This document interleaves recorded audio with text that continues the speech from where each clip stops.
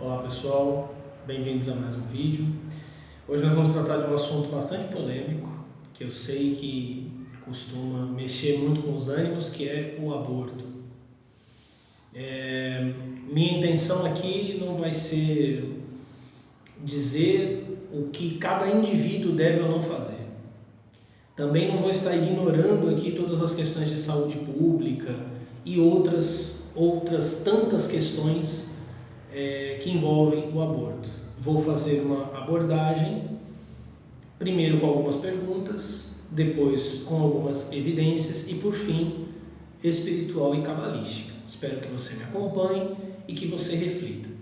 Vou começar com perguntas, só que essas perguntas eu não vou responder. Eu vou fazer as perguntas e vou deixar que você busque a resposta para cada uma delas. Primeiro lugar, o aborto, mesmo quando realizado em condições adequadas, ou seja, numa clínica, com médico, com profissionais, ele produz algum malefício para o organismo da mulher? Ele produz malefícios psicológicos para a mulher? Primeira pergunta.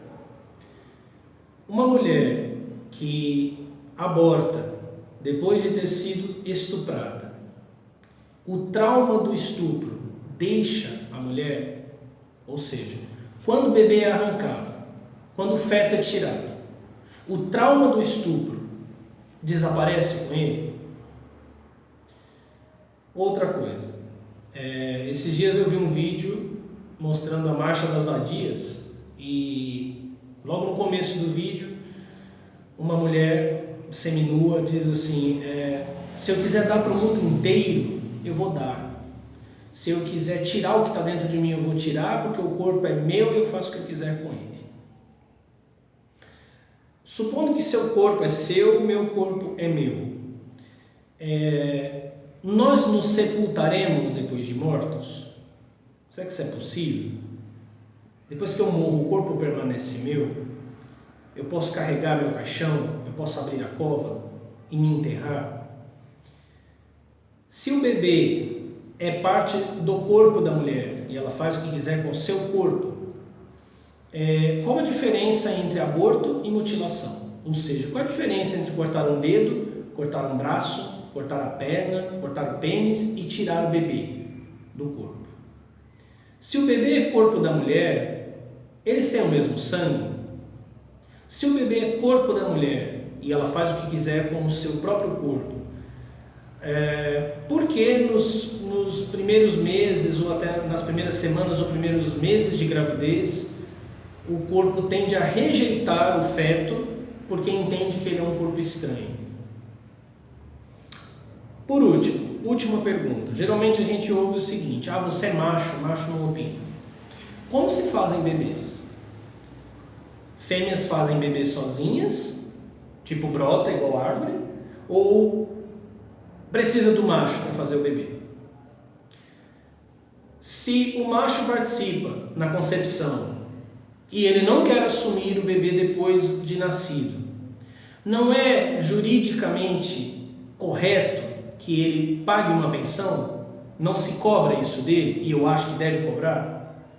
Se ele tem responsabilidades pelo bebê quando nasce, ele deveria ter também responsabilidades com relação a esse bebê na sua gestação, enquanto ele ainda está no útero da fêmea? Todas essas perguntas que eu estou fazendo, elas já foram feitas por outras pessoas. Existem respostas para elas, sobre traumas, sobre questões jurídicas e outras afins. Vou deixar você buscar essas respostas por si mesmo. Bom, segundo ponto do nosso vídeo tem a ver com os dados, né, e as motivações para que o aborto seja legalizado no Brasil.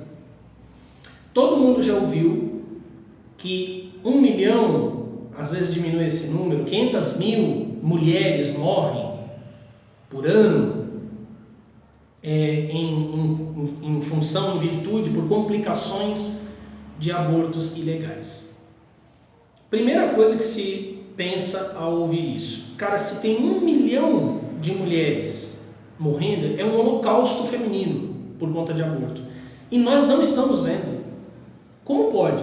Quer dizer, há um genocídio de mulheres, né, pela tal da cultura patriarcal ao nosso redor e nós não nos damos conta. E não adianta você, depois aí nos comentários no vídeo, você, porque eu conheço fulana que abortou e morreu. Cara, se você conhece uma, se você conhece duas, estamos falando de 1 milhão. Estamos falando de 500 mil, é muita coisa. De onde vem esse número? Se você ouvir os pró-aborto, eles sempre vão dizer, da Organização Mundial de Saúde, da OMS. Só que a OMS, ela não tem como fazer essa apuração de números. Ela recebe, a Organização Mundial de Saúde recebe esses dados de uma outra, de um outro núcleo, de um outro grupo que faz esse levantamento. Os dados no Brasil são feitos por quem? 2 institutos, IPAS e Alan Guttmacher. O IPAS era, antes de ser um instituto que faz esse tipo de pesquisa e que é parceiro do Alan Guttmacher, ele era um grupo dedicado ao controle de natalidade. O Alan Guttmacher é um instituto financiado por uma organização muito famosa, a Planned Parenthood. Planned Parenthood é uma organização que comanda uma rede de clínicas de aborto nos Estados Unidos e no mundo. A Planned Parenthood, ela fatura milhões com o aborto. Então, a primeira coisa que a gente vê que salta aos olhos é que a questão tem a ver com grana. Todo esse lobby que acontece no Brasil pró-aborto, ele não está pensando na saúde da mulher. Ele não está pensando na liberdade da mulher. Tem a ver com dinheiro. Se amanhã se aprova, se legaliza o aborto, depois de amanhã as clínicas já estão entrando no território nacional. E você pode saber que os políticos que trabalham financiando essa coisa toda, eles já têm os seus acordos fechados. Então você não tem nenhuma avaliação metodológica. De onde vem a metodologia do Alan Guttmacher? Porque os grupos que são pró-vida, eles geralmente, quando questionam esses números, eles apresentam a metodologia pela qual questionam. Qual é a metodologia do Alan Guttmacher? Não sabemos, eles nunca divulgaram. Mas nós sabemos que quem financia o Alan Guttmacher é a Planned Parenthood, que vai lucrar milhões com o aborto no Brasil, como lucra com o aborto nos Estados Unidos e no mundo. Sobre isso, sobre essa organização, eu quero ler aqui para vocês informações interessantes. Elas vêm de 2015. Você não viu isso na Globo, você não viu isso na Record, porque afinal de contas o senhor Edir Macedo já disse mais de uma vez que é a favor do aborto, que considera o aborto planejamento familiar. Então você certamente não ouviu falar sobre isso. Uma notícia em que a Planned Parenthood estaria se beneficiando economicamente da venda de órgãos e tecidos de bebês abortados. Você pode encontrar esses vídeos, são 5 vídeos denúncia, em que investigadores e repórteres infiltrados gravaram vídeos, e não foi com qualquer Zé Mané dessa organização que, repito, financia o Instituto Alan Guttmacher, que faz as pesquisas, que diz que tem um holocausto em função do aborto acontecendo no Brasil. Eles não foram com qualquer Zé Mané. Esses vídeos denunciam o que está acontecendo nas entranhas dessa empresa. Vamos lá. Vou ler alguns trechos aqui. Primeiro, a diretora sênior da Planned Parenthood, doutora Débora Nucatola, num dos vídeos, o primeiro vídeo inclusive foi publicado no dia 14 de julho de 2015, ela está comendo uma saladinha, tomando um vinhozinho, e ela comenta que os médicos da instituição adaptam o procedimento de aborto a fim de assegurar que os órgãos requeridos pelas indústrias de experimentação fetal não sejam destruídos. Aí ela diz: eu não vou destruir essa parte, vou basicamente quebrar embaixo, em cima, e ver se consigo pegar tudo intacto. Ela dizendo que os médicos dizem. Lembrando que esse comércio ele é proibido pelas leis norte-americanas. Mais tarde, num outro vídeo do dia 21 de julho de 2015, a doutora Mary Getter, que é presidente do conselho de diretores da Planned Parenthood, fala com atores, né? E eles estão querendo tecidos de bebês e ela pergunta, eles perguntam quanto ela esperaria receber por um tecido fetal intacto. E ela responde: bom, bem, por que não começa você me dizendo quanto está acostumado a pagar? Tecido fetal. A conversa vai seguindo, 75, 100 dólares por amostra. Depois ela termina dizendo: deixe-me apenas saber quantos outros estão ganhando, quantos outros estão ganhando. Viu? Não tem nada a ver com liberdade, mulher. Não tem nada a ver com tua saúde, nem com o domínio do seu corpo. Tem a ver com grana. Tem a ver com a indústria. A mesma indústria que te vende alimentos transgênicos, a mesma indústria que te entope de remédios e que põe a cara de atletas, tipo Neymar e outros, para você achar que consumindo aquela porcaria, você vai ter saúde. É a mesma indústria. Você está sendo controlada, manipulada, usada. Você acha que está indo à rua para clamar pela tua liberdade? Não está, você está sendo enganado. Deixe-me apenas saber quanto outros estão ganhando e se estiver na faixa, então está bem. Mas se ainda estiver baixo, podemos subir o valor. E ela termina dizendo: porque eu quero uma Lamborghini. No dia 28 de julho, a flebotomista Holly O'Donnell, e interessante, 3 mulheres até então, né? Ela comentou, ela disse que ela foi contratada pensando que apenas ia extrair sangue, mas ela começou a retirar tecido dos fetos abortados e se assustou porque no primeiro dia de trabalho pediram que ela dissecasse um feto recém-abortado. O quarto vídeo, publicado no último dia 30, seria de 30 de julho de 2015,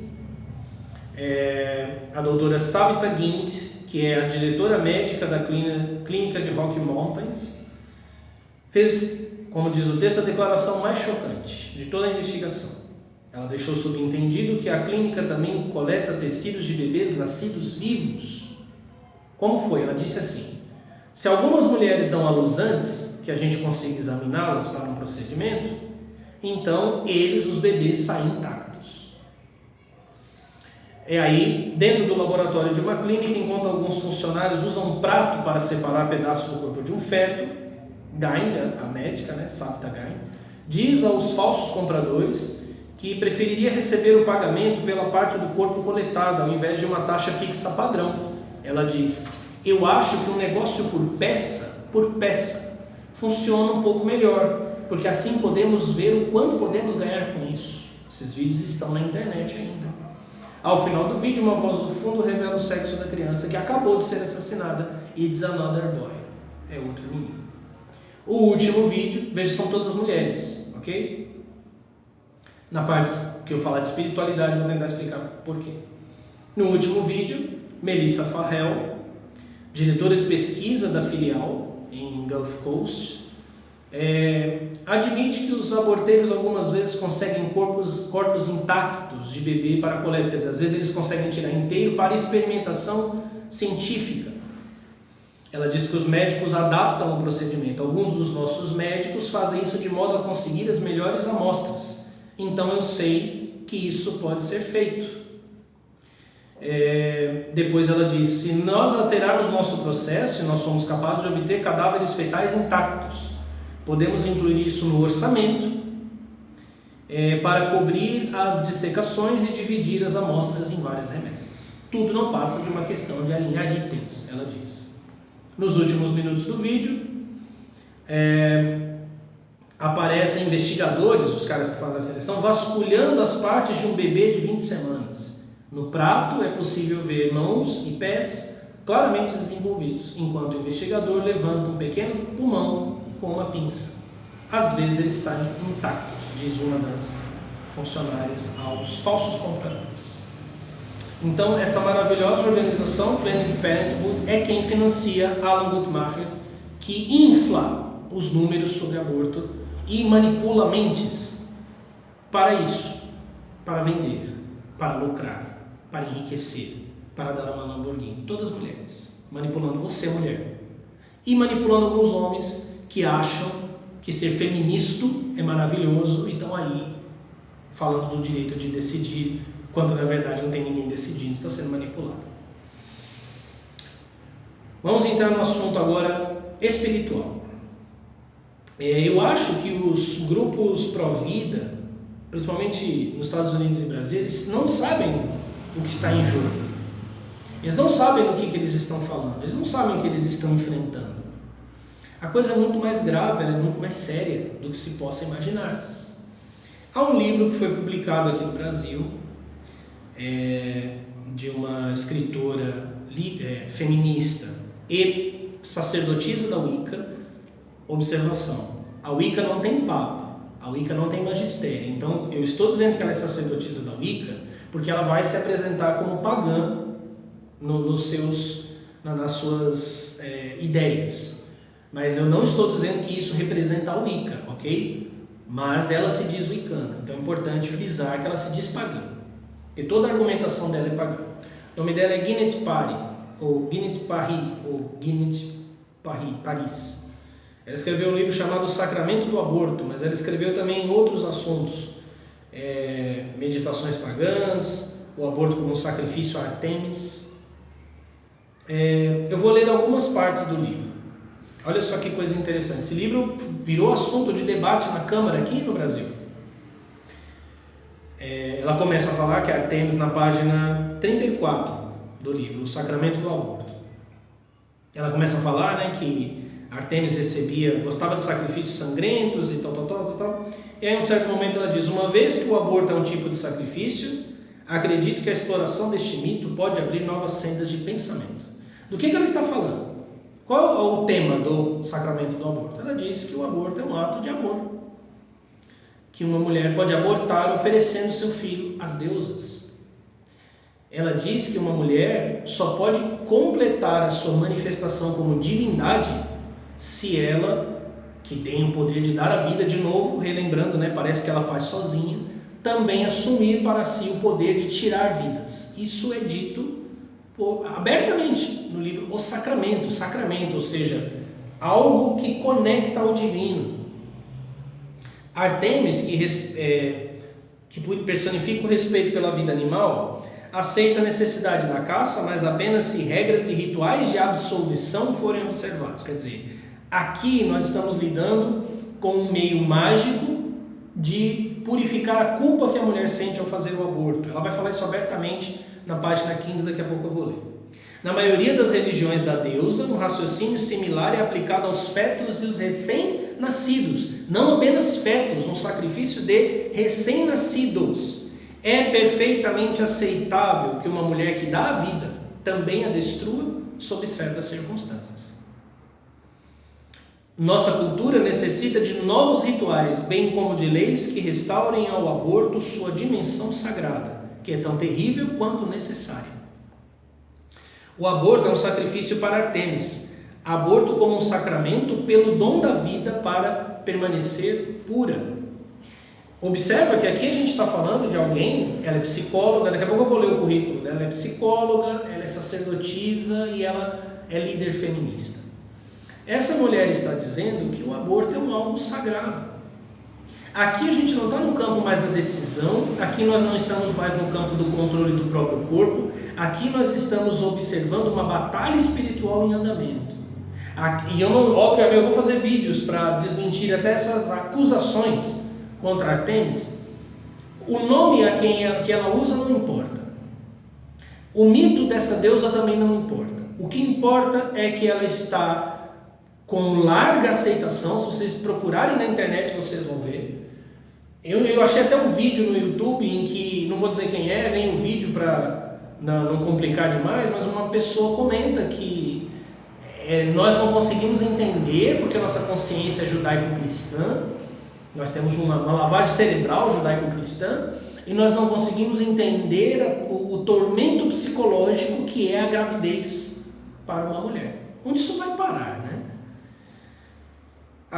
Ela também cita o seguinte: apesar de muitas de nós acreditarmos que um feto pelo menos tem uma consciência psíquica, aqui ela diz que muitas de nós, feministas e pagãs, acreditam que o feto tem uma consciência psíquica, porque essa é a grande discussão. Para legitimizar o aborto, desumaniza-se o feto e sobre-humaniza a mulher, né? O ser humano vivo adulto que faz suas escolhas. Então você desumaniza o feto, mas aqui ela está dizendo que algumas acreditam que o feto tem a consciência psíquica, está vivo.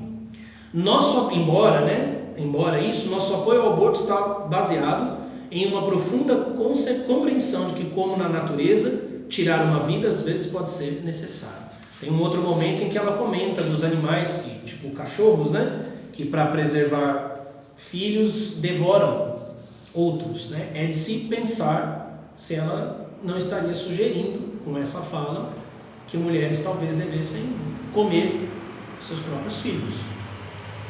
Não é uma insanidade tão remota assim. Existe essa possibilidade. Na página 15 do livro, ela diz o seguinte: nossas atitudes, eu vou ler saltando, tá? Para não ler a citação toda, para não esticar demais o vídeo. Nossas atitudes em relação ao aborto estão gravadas no inconsciente pelos valores judaico-cristãos, mesmo entre as pessoas que se consideram completamente livres dele. Estamos agora no limiar de uma liberalização da atitude em relação ao aborto, comparável de várias maneiras à libertação do comportamento sexual 30 anos atrás. Ou seja, ela diz que a revolução sexual dos anos 60, ela está agora consumando-se numa revolução para o aborto, pró-aborto. E é muito interessante porque na fala da menina no vídeo da Marcha das Vadias, e aqui não há menção a doenças venéreas, que são inabortáveis, né? A AIDS é inabortável, o HPV é inabortável, não há menção a isso. Essas coisas não fazem mal à saúde da mulher, não prejudicam suas vidas. O bebê prejudica. O feto é o grande mal, é a grande aberração. Você vê por trás disso uma mentalidade, que daqui a pouco eu vou explicá-la espiritualmente, que olha a concepção de modo maligno, corrupto. É muito perturbador isso. Ela continua: quando os métodos contraceptivos se difundiram após a Segunda Guerra Mundial, parecia o fim da repressão sexual e dos valores vitorianos. O comportamento sexual passou por total inversão e surgiu um novo mito no cinema, na literatura e na propaganda, na qual as mulheres ficaram mais sensuais e reivindicaram o direito ao prazer sexual sem que sua moralidade fosse questionada. Mas as mulheres e também os homens que as incentivavam descobriram que dar-se permissão não era suficiente para garantir-lhes o prazer. Relaxe e goze não era tão fácil, mesmo que isso fosse exatamente o que elas mais queriam. Há uma premissa básica na psicoterapia segundo a qual é difícil mudar qualquer realidade psicológica quando ela permanece inconsciente. Ela nos controla sem que saibamos. A tomada da consciência que nos controla é a chave mais importante que todas as abordagens terapêuticas. Se as mulheres não conseguem libertar-se com facilidade, foi por causa das proibições no inconsciente. E esse libertar-se tem a ver com o aborto. Porque é isso que ela está falando no início. Que nossas atitudes, no Sacramento do Aborto, página 15. Nossas atitudes com relação ao aborto têm a ver com uma formatação do nosso inconsciente judaico-cristão. E ela diz que liberar a vida, liberar a sexualidade para as mulheres não é o bastante. Dizer relaxe e goze não é o bastante. Exceto se eu também liberar o aborto em qualquer circunstância. Veja que ela faz uma argumentação psicológica, social, e depois ela caminha para uma abordagem espiritual. É muito engraçado ela falando de mentalidade judaico-cristã, porque o Deus dos judeus é quem diz: eu mato, eu faço viver, eu firo, eu saro, e ninguém pode se livrar das minhas mãos. Ela propõe uma divindade para a mulher nesses moldes, que dá vida e pode matar, pode devorar. Talvez a moça do vídeo que eu já citei aqui algumas vezes, a Marcha das Vadias, nunca tenha lido esse texto, mas ela repetiu exatamente esse discurso, porque ideias são espíritos. Pensamentos possuem mentes e transformam pessoas. Mudam a mentalidade, mudam os comportamentos. Toda revolução começa com ideias. Eu vou ler uma parte do currículo dela, porque hoje em dia esse aqui é o pedigree acadêmico de alguém, virou a sucessão apostólica, né? Quer dizer, o cara é foda se ele tiver não sei quantos PhDs e não sei quantos THDs e DD, RDD e FDP, aí ele é um cara foda, né? Então você pega o currículo dessa mulher, porque ela é PhD em Psicologia Social na Universidade de Montreal, psicóloga, terapeuta, autora de muitos livros, professora emérita, treinada em Psicologia em Montreal, foi professora titular do Departamento de Comunicação, docente do Instituto Pacífica de Pós-Graduação em Santa Bárbara, é membro honorário da Sociedade Carl Gustav Jung de Montreal, faz parte do conselho editorial de sei lá mais o que. Isso aqui tudo é um meio de... não sei se você já percebeu isso, né? Um cientista fala, todos calam. É o novo sacerdócio. É a nova religião, né? O cientista diz é assim, todo mundo diz amém, é assim. A ciência é a nova religião. Tanto é que a maioria das pessoas que são meus críticos, ou mesmo que estão me assistindo e não são críticos, repetem dogmas científicos sem nunca terem feito a avaliação própria científica. Creem apenas. Leem um periódico, ouvem um cientista falando e apenas acreditam. O que é isso? Agora, falando sobre Kabbalah.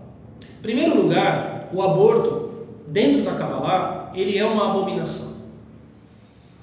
A redenção não acontecerá, né?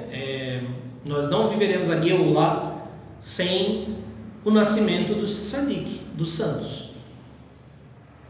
A não ser que tenha alguma mulher projetando filhos com a cabeça, ela imagine e aparece um bebê, é necessário as vias normais. Os tzadik não vão nascer para trazer revelação, conhecimento e iluminação, os 52. Eles não vão nascer em árvore, eles não vão brotar do chão. Então existe um processo de paralisação. É necessário que o tzadik nasça ou que alguém da raiz dele nasça para que ele nasça nessa pessoa puribur, que é a descida do espírito, em que ele é gestado dentro de alguém que seja da sua raiz espiritual. Então, a partir daí você já vê que o aborto retarda a evolução espiritual da humanidade. Agora, toda essa irracionalidade, e talvez você não tenha percebido, mas isso é irracional, a ação ali, você vê que na Planned Parenthood são mulheres, né? Todas as investigadas eram mulheres. Todas que deram depoimento eram mulheres, não eram quaisquer mulheres, eram mulheres importantes dentro da organização. Essa irracionalidade, esse comportamento, eu faço o que eu quero, vai se fuder, macho não manda em mim, macho não opina, ela é expressão da entidade espiritual que o movimento feminista proclamou como sendo o epítome da primeira feminista, Lilith. Os mistérios de Lilith estão decodificados dentro do Zohar. Um cabalista sabe mais sobre Lilith do que aquilo que ele vai expressar publicamente. Então eu vou falar daquele aspecto de Lilith que é evidente, embora eu dê algumas indicações dos outros mistérios de Lilith nos vídeos A Serpente do Paraíso 1 e 2, a verdadeira Serpente do Paraíso 1 e 2. Lilith nunca foi deusa, nem na época de Gilgamesh, nem na mitologia judaico-cristã, nem no Zohar. Agora, você já deve ter ouvido falar, todo mundo já deve ter ouvido falar, que a Bíblia está errada, que alteraram a Bíblia, porque a primeira mulher de Adão foi Lilith. E é aquela coisa meio sussurrada, né, de conspiração. Você sabia que Adão teve uma mulher e que escondem isso de nós, que os rabinos machistas ocultaram e tal. É um mito da era da grande deusa. do matriarcado. É mito. É um mito antropológico. Na verdade, eu vou fazer vídeos para falar sobre isso, antropologicamente e religiosamente nós temos o contrário. Uma das mais antigas mitologias da história, que é a sumeriana, você tem um Deus supremo, o An, de onde vêm os filhos dele, os Anunnaki, e num certo momento o Deus An é substituído como Deus supremo por Inanna. Inanna se tornou a grande deusa, a rainha do céu da mitologia suméria. Você tem o contrário, você tem um Deus que perde lugar para uma deusa. Aí, mas e Marduk, que destruiu Tiamat? Tiamat era uma deusa do caos, ela não governava sozinha. Ela governava com seu marido. Então não tem essa, os dois foram destruídos. Tem essa de patriarcado assumindo. Em todos os mitos antigos o que você tem é um equilíbrio, Deus e deusa. E esse equilíbrio Deus e deusa, goste ou não, ele continuou no cristianismo. Porque o cristianismo tem Maria, transformada em deusa pela graça. Ele desaparece com a reforma protestante. Eu não estou dizendo que não houveram posições negativas com relação às mulheres dentro do cristianismo. Falarei disso no futuro. Mas estou dizendo que havia uma figura feminina divina, ou quase divina, semidivina. Enfim, não é esse o assunto. Isso aí eu falo num outro vídeo. Essa postura das mulheres é exatamente a postura de Lilith. Agora, de onde vem o mito de Lilith, primeira mulher de Adão? Ele vem da Bíblia? Não. Você já ouviu que a Bíblia foi alterada. Ele vem do Zohar? Não, ele também não vem do Zohar. O papel de Lilith no Zohar não tem nada a ver com essa mulher progressista. De onde ele vem? Ele vem de um livro medieval chamado O Alfabeto de Ben Sirá. No Alfabeto de Ben Sirá é que está a famosa história de Lilith, que não quer se submeter a Adão, que Adão queria só ficar por cima na relação, e ela fala, não, nós somos criados iguais, nós somos iguais, e eu quero ficar por cima. E aí ela vai embora. A continuação do mito, Deus manda 3 anjos buscar Lilith para que ela volte, e ela não aceita voltar. Primeira coisa que a gente deve observar no texto é que o alfabeto de Ben Sirá é medieval. Como é que eu vou corrigir um texto antigo com um texto medieval? Não existe essa possibilidade. Anterior a ele, o Zohar também não menciona essa possibilidade. Então já começa daí que não faz sentido, a não ser por escolha, pegar esse mito e transformá-lo num mito primordial. Ele é que está falando a verdade, porque eu quero que ele fale a verdade.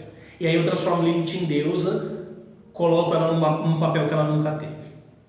Mas eu vou ler aqui alguns trechos da fala de Lilith, quando os anjos vão buscá-la.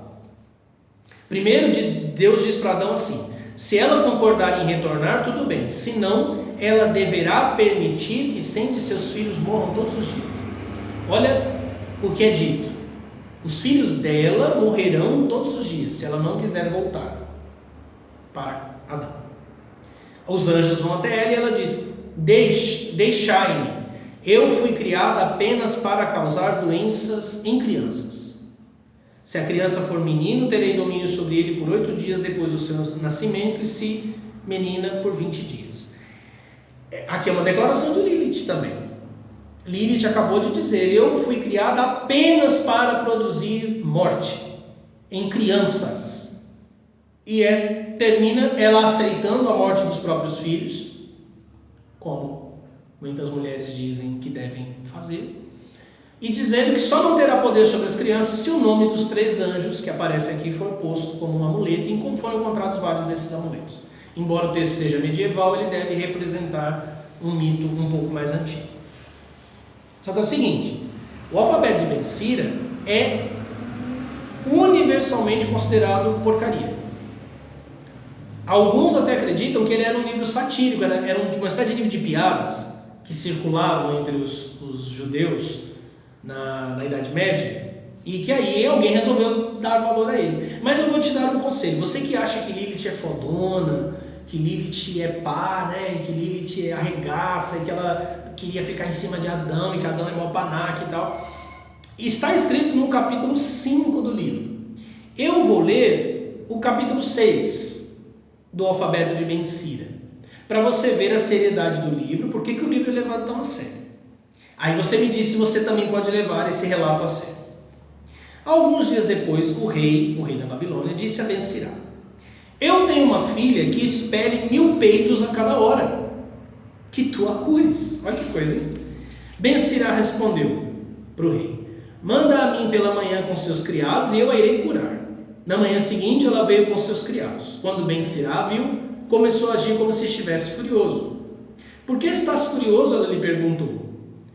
Aí ele respondeu: teu pai decretou que eu devo expelir 1000 peitos em sua presença amanhã, na presença do rei, no dia seguinte. Imagina, né? Ele diz para ela que o rei falou que eu tenho que peidar 1000 vezes na frente dele amanhã. Temo que ele possa querer dar-me a morte. Ele me deu uma extensão de 3 dias, mas ainda assim não sei o que fazer. Aí a peidorreira, né, falou: não te preocupes, eu irei no seu lugar e expelirei 1000 peidos na frente dele para nós dois. Ela falou: é o seguinte, Ben Sira, peidar comigo mesmo, deixa que eu vou lá e peido. Lembra que o rei procurou ele porque queria curar a filha que tinha a bunda frouxa. Aí ele: se assim for o caso, respondeu Ben Sira, fica comigo aqui por 3 dias, sem flatulência, fica 3 dias sem peidar, para que os peidos estejam prontos no 3º dia. Acumula os peidos, né? Cada vez que um peido estava por vir, imagina, já vocês que levam a sério o relato de Lilith no Ben Sira, se você peida muito, faz isso aqui para você sarar. A filha do rei se levantava numa perna só, arregalava bem os olhos, conforme Ben Sira lhe dizia o que fazer, e ela se continha e fechava sua boca devagar, até que a flatulência cessou por completo. Quer dizer, ela fechava o cu devagarinho. Era um yoga do cu que o Ben Sira ensinou.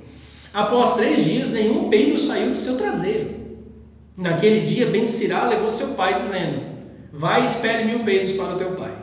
Ela se levantou diante do rei, mas foi incapaz de qualquer flatulência. O rei se levantou e beijou Ben Sira. Que coisa linda, né? Coisa profunda, espiritual. Esse livro tem tanta verdade. Acho que cortaram isso aqui da Bíblia também, cara.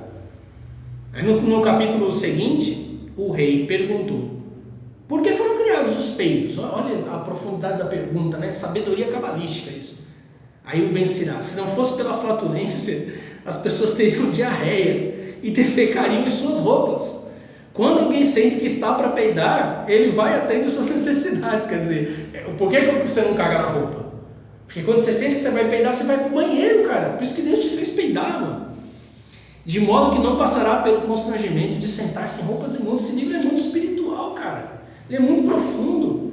Entendeu? Por que eu devo levar a sério, então, o relato de Lilith, se ele vem um capítulo antes desse relato magnífico aqui da filha pedorreira do rei da Babilônia?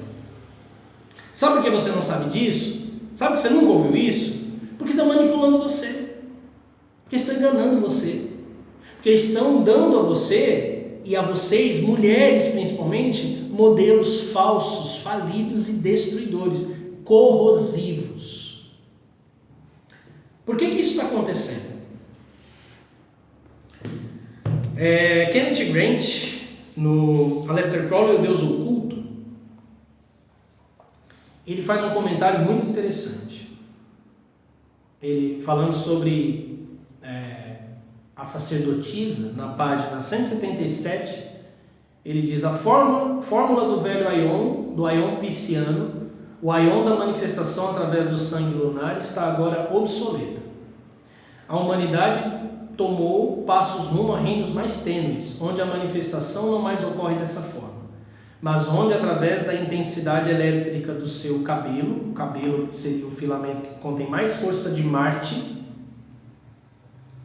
o poder está ligado à sua fonte na ísis transplutoniana, que agora produz sobre a Terra um tipo diferente de veículo para a canalização de suas energias. A mulher, assim, está se tornando progressivamente dinâmica e elétrica. Ela não mais apenas concentra um tipo lunar e venusiano de energia. Ela tem um instinto e uma feroz luxúria que a conduz além da gestação de simples crianças físicas. Isso aqui é muito interessante, embora Aleister Crowley fosse contrário ao aborto. O Kenneth Grant aponta aqui que a mulher está sendo impulsionada a criar além da gestação de crianças físicas. ela começa a vislumbrar a liberdade e a ter como certa a sua libertação das formas ancestrais e restritivas das forças tifonianas da corrente pisciana. Tifon e estaria oprimido pelo poder do Aion de Peixes, que seria o Aion cristão. Os antigos ritos de Ísis velavam certos sinais ou chakras secretos, que só agora começam a revolver nos veículos psicoastrais das novas sacerdotisas. Nos próximos poucos séculos, muitas dessas sacerdotisas entrarão no fluxo da onda vital humana que anima esse planeta. Vou explicar o que ele disse aqui e vou encerrar. No Zohar, Lilith é quem impede que a Shekinah se reúna com o seu marido divino. Eu já escrevi isso antes, escrevi num texto no meu blog. Lilith é uma figura de Nuit, a deusa, a primeira deusa que fala no livro da lei. O próprio Crowley diz que ela é o aspecto metafísico da matéria. Crowley diz que Babylon é o nome de Nuit. E quando Lilith aparece no livro, ele diz que Lilith é um avatar de Babylon. Então, pela lógica, Lilith e Babylon são a mesma figura, embora com representações distintas. O Zohar me ensina que Lilith não apenas mata crianças, mas que Lilith se alimenta do sêmen para criar demônios. Curiosamente, Aleister Crowley diz que o sacramento do novo Aion é o sêmen, que deve ser derramado à noite. Qual é o cenário? Os homens derramam sêmen para a noite, que é Lilith. Ela se torna mais poderosa e irradia sobre as mulheres o seu próprio poder, sua própria energia, manipula suas mentes, altera seus chakras, se vale dos seus poderes, as enlouquece, as torna mais parecidas com ela mesma. Quem você deve parecer, mulher? A sabedoria de Deus. Provérbios 14, versículo 1. A mulher sábia, ou seja, a mulher que recebeu Hokmah, ou seja, a mulher que se tornou Binah na árvore da vida, a mulher sábia, edifica a sua casa em hebraico, Bait, que é o nome da letra Bet ou Beit, a primeira letra da palavra Bereshit. Bait, casa, significa universo. Então, a mulher que recebeu a sabedoria divina, ela se tornou Binah na árvore da vida, ela edifica o universo, mas a todo o arruína pelas suas próprias mãos. Provérbios 14, versículo 1. Lilith é a força que, ao contrário de te divinizar, ela está te impedindo de tornar-se divina. Lilith é a inimiga das mulheres. Quando Deus fez Adão, ele fez homem e mulher. A mulher estava lá. O Zohar ensina que Adão apenas não enxergava a dimensão feminina. Ele não via Eva. Por isso aparece uma falsa mulher. Muitos homens estão nessa situação. Por não enxergarem a mulher divina, a outra parte da tua alma, vocês estão aí seguindo as Liliths do mundo. Falta espiritualidade para você, homem. Falta purificação da tua alma. É a mulher elemental, a mulher feita dos elementos, apenas elementos da terra, que não tem espiritualidade. Adão, quando desperta, enxerga Eva, e com Eva ele se completa. Eva que é exatamente igual a Adão. A Eva é que é o complemento de Adão. Eva é que é Binah como Adão é Hokmah. Com ela ele se completa. Com ela sim. E é Lilith quem entra no meio para destruir essa unidade. E é isso que ela está fazendo hoje. Lilith está lutando para que você, mulher, não se transforme naquela mulher vestida de ouro do Salmos 45. Para que você não olhe para o céu e veja a mulher vestida com o sol. Para que você não se transforme numa mulher divina. Ah, você está querendo dizer então que eu tenho que ser bela, recatada e do lar? Não, eu estou querendo dizer que nem a puta Lilith e nem a bela e recatada do lar são um caminho, são dois extremos. Esse caminho só vai ser entendido, percebido, realizado plenamente pela mulher. Mas eu estou aqui para dizer para você, desperta, acorda. Por trás dos abortos existe uma indústria. Por trás da indústria existe o poder de Lilith, matando os filhos de Adão, recebendo sacrifícios, destruindo a vida, impedindo o nascimento dos santos. Espero que você tenha gostado. Se quiser deixar seus comentários, deixa no Facebook, porque eu ou desativo no YouTube ou dificilmente respondo ali. Então, se você quiser deixar seus comentários, me xingando, gostando, comentando, pode colocar aí. Muito obrigado a todos. Namastê.